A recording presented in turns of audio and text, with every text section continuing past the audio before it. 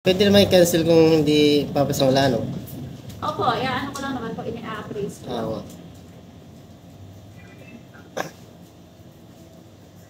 Monthly kayo lang sa basta? Opo, ito lang siya. 1,725. Oh, okay.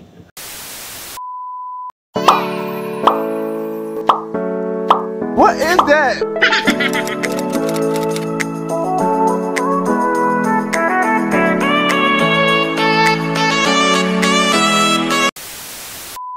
Ayan guys, what's up?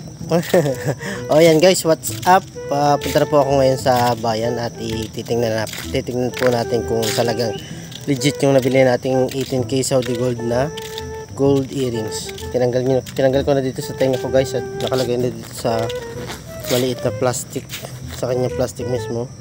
Try natin kung mapapatunayan yung 18K ito. Sa pawn shop muna natin pupuntahan. Guys, hintayin nyo natin punta sa bayan. Magkako kayo mamaya. Yan o, Cebuana Lumiere.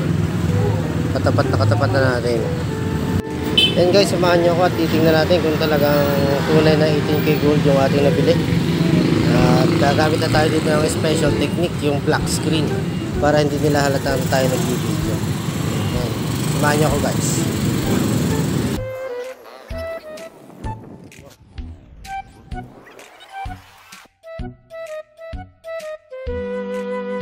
Ayan na nga mga kabatang, nandito na tayo sa loob ng Cebuana Lumiere at meron din ako ditong nakasabay na nagsasangla din ng kanyang sing-sing. Tanggalin mo nga sa first tip. Ayan.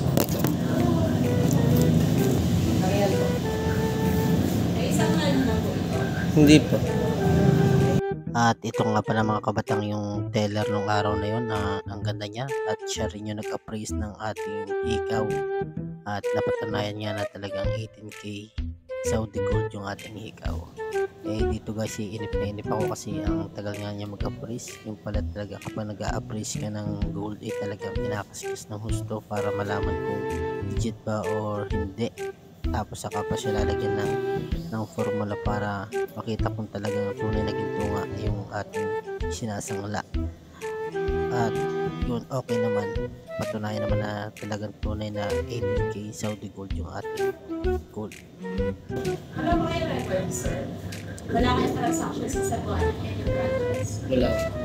Kung credit lang, ganun lang. Ano ba bayad lang? Oo. Eh, kakabili lang kasi niya nung isang araw. Eh sabi tingnan daw sa pawn shop kung talagang real. Ano, kung, sa ano lang, stick shop. Pwede daw isang lang, sabi nila. Mahal pa naman sa ano. 18K po daw yan. Mas maganda po inabili kayo sa phone shop. Sa pawn shop. Apo, i-timing nyo din po namin subasta. Kami po bukas, may subasta dito. Madami po kami display. Oo nga daw. Napanood ko rin sa ano yun eh. Sa YouTube na may subasta nga ng Cebuana. Kaso bukas may trabaho naman kami.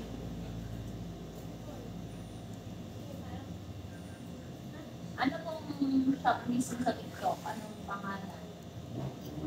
Aurum by Pat. Ang bago pa lang sila.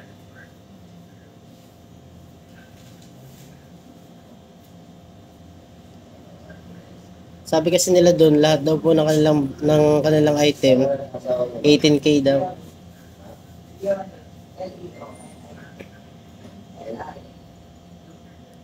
Pag nagsusubasta po, magkano ang pinaka lower price? Discounted po kami sa lahat ng ang normal na po natin para usual common. 3,380 po yung regular price niya. Mabibili niyo na 3,042 per gram. Wow. Okay naman siya, sir. Okay naman siya. Ma'am, magkano kaya? Super gaan lang niya. Siguro mahal lang ang kabili niyo dahil nga sa ano kayo. Pwede naman i-cancel kung hindi papasawala, no? Opo, ano ko lang naman po, ini-appraise ko. Monthly kayo lang sa basta? Opo, ito lang siya. 1,725. Ah, okay. Pero, cancel Kaya naman. niyo po siya nabili. Ano, 2K. Sa amin po, pag yan ay bibilhin niyo, 1.8. Tataasan ang 1. Pataas yun. Pag nabili niyo siya sa amin. Bukas po, marami po. Bukas. Napakadami po namin display. Madami kayo po siya nilang ikaw na light po yan. Kailan din ikaw 1,000 na. Ang ganda ng rate. Sige, salamat po sa ano. Visit kayo, sir. Bukas. Sa 1 week naman yan hanggang Saturday. 1 week. Okay. Sige, sige. Akala ko bukas lang talaga. Hindi po, 1 week siya. Sige. Salamat. 5. Sir,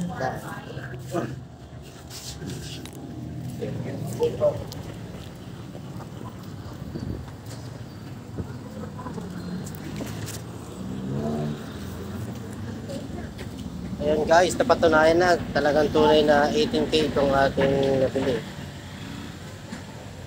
Sabi sa inyo, 18K nga eh. What is that?